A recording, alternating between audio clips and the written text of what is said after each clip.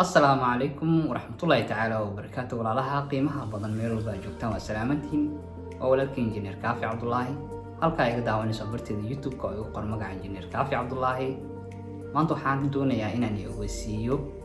ogeysiis aad u gaaban ana aad u dheereen kaasoo ku saabsan inaan ballaarin aan ku sameyn doono